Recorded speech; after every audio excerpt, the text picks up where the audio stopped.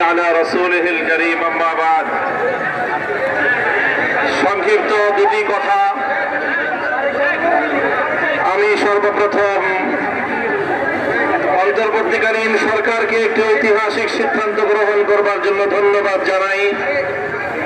তারা বলেছেন নাকের ডগায় শত শত শহীদের লাশের গন্ধে পার হয়ে 50 বছরের সেই পুরনো কোন নিহত ব্যক্তির জন্য জাতীয় শোক দিবস পালন করার কোন অর্থ হয় না।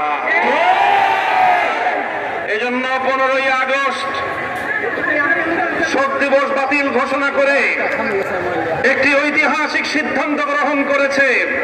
এজন্য আমি অন্তর্বর্তীকালীন সরকারকে ধন্যবাদ জানাই। আরেকটি বিষয় আমি দেশবাসীকে সতর্ক করতে চাই, হেফাজতে ইসলামের নেতা কর্মীদেরকে সতর্ক করতে চাই।